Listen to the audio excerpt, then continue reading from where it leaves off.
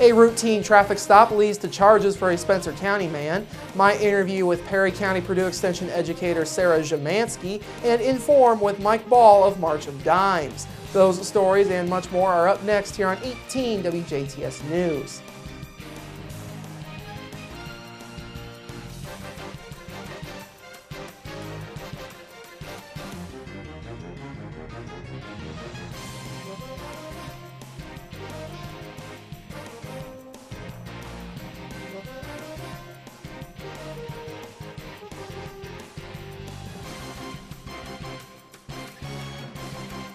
Hello, I'm Bradford Raths. In your news, a routine traffic stop in Ferdinand resulted in the arrest of a Spencer County resident early this morning. Ferdinand police pulled over 34-year-old Brandon Drennan of Crisney at Industrial Park Road just north of 3rd Street in Ferdinand just after 1:10 a.m. this morning after an officer noticed Drennan tailgating another vehicle.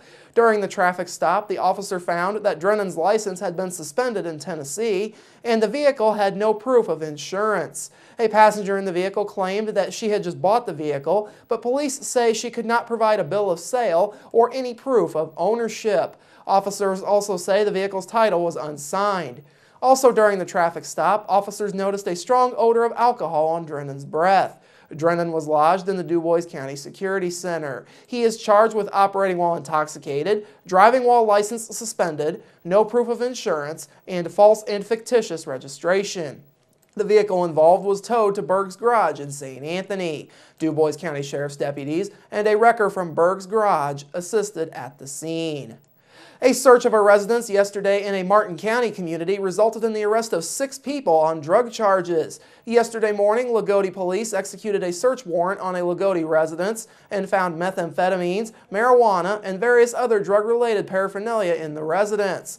24-year-old Danny Kristen Berry, 36-year-old Edith Kavanaugh, 49-year-old Matthew Oakes, and 36-year-old Nikki Mandenbach, all of Washington, along with 62-year-old Frederick O'Neill and 41-year-old Deanna Hand of Lagodi, were all arrested on possession of methamphetamine, manufacturing methamphetamine, and possession of precursors charges. O'Neill and Hand are additionally charged with maintaining a common nuisance, neglect of a dependent, and possession of marijuana charges, while Kristen Berry, Kavanaugh, Oakes, and Mandenbach face visiting a common nuisance charges. Kristen Berry is also charged with false informing, while O'Neill faces a possession of a firearm by a serious violent felon charge. The Martin County and Daviess County Sheriff's Departments, the Indiana State Police Lab Team, and the Indiana State Police all assisted at the scene. All across the state of Indiana, property tax assessments for this year have been going out in the mail. The annual assessments have recently been mailed to DuBois County taxpayers for this year, but payment isn't necessary until next year. DuBois County Assessor Gail Grammelspacher says each taxpayer also gets a comparison sheet to compare their rates this year with their 2012 rates. The biggest change this year has been in the agriculture sector. The state rate for agriculture went from $16.30 per acre to $17.60 per acre. Grammelspacher says that rate is set by the state and the county doesn't have a say in what those rates are. Grammelspacher says you should look very closely at your assessment when it comes to you, as that will be the assessed value used to formulate your property tax bill when it comes to tax time next year.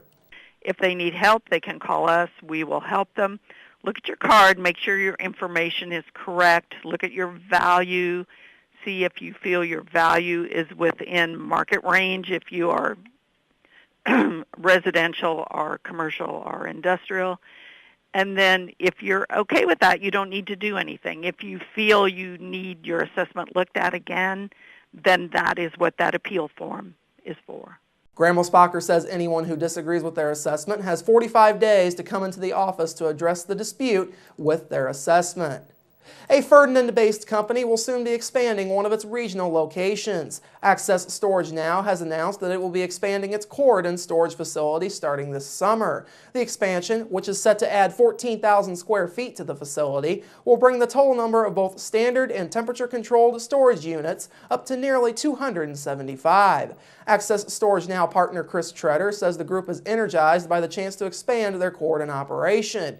He says the company's due diligence on this work has been completed completed, and the next step is to implement what the company has learned in order to position their business for the future. The company also operates a second Corydon facility located on Old Forest Road, featuring multiple boat and RV storage spaces, along with standard and temperature-controlled units in a secure gated environment.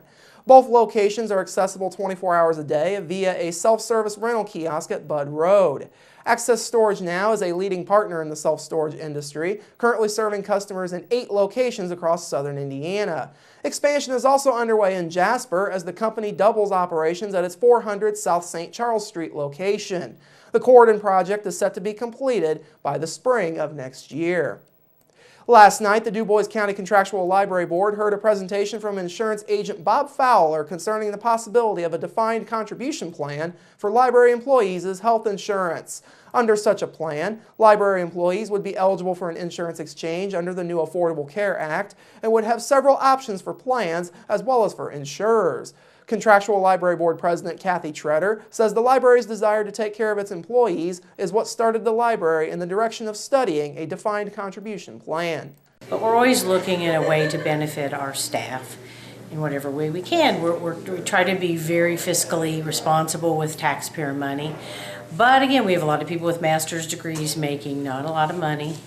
And so that's what started or what prompted it. Treader says that should the library board ultimately go this route and go to a defined contribution plan for health insurance, it would be a huge benefit for employees and the library because of the cost of insurance. It would be like a huge raise, only the raise would all be more or less dedicated to something within health care, whether it is putting it into health savings account, putting it toward another policy, putting it toward dental or some other kind of optical maybe insurance. The ramifications are not completely clear, but what is clear is it would be a significant raise actually because of the costs involved, costs we've never borne before. The library is exempt from having to have health insurance for its employees because it has less than 50 full-time employees. However, under their current plan, library employees buy their own insurance, and the library reimburses them for 60% of the plan's cost. There are only 4 employees of the library who currently utilize this plan. Additionally, the Contractual Library Board approved a change in the step raises for library employees. All employee step raises for certified and non-certified employees will now be set at 3%. Previously, non-certified employee step raises were set at 2%, while 3% step raises went to the certified employees. Other items covered during the contractual board meeting included setting a finance committee hearing for August 1st at 6:30 p.m. at the Jasper Annex to discuss the budget, changing a couple of job descriptions for library assistant positions, and doubling the price per page for both black and white as well as color copies. Black and white copies will now cost 20 cents per page, up from 10 cents, and color copies will now cost 50 cents per page, up from 25 cents.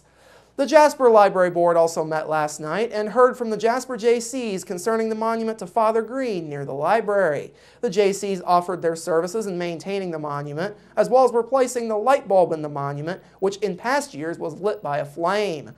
Other highlights from the Jasper Library Board meeting included adopting the contractual board's new aforementioned price per page for copies policy and approving a $3,600 bid and 1-year warranty from Green Thumb for landscape work.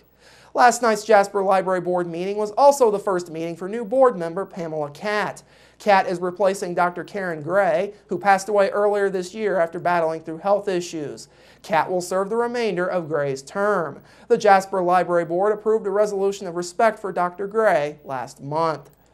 A couple of Jasper businesses held ribbon cuttings yesterday following remodels. Yesterday morning, the Denny's along North Newton Street cut the ribbon to mark the remodel of its facility. The restaurant was reopened for business back on June 14th. Then yesterday afternoon, Ubelor & Sons, located along Wernsing Road in Jasper, also held a ribbon cutting for a remodeled building. Ubelor & Sons recently completed a remodel of its Chevrolet dealership. Ubelor & Sons also has a Cadillac dealership among several others in Jasper and also has dealerships in Vincennes. Coming up after the break, my interview with Perry County Purdue Extension Ag educator Sarah Ziemanski, plus your local forecast, sports with Kurt Guxell, and Inform with Mike Ball of March of Dimes. That's all up next here on 18 WJTS News. Local people watching local people.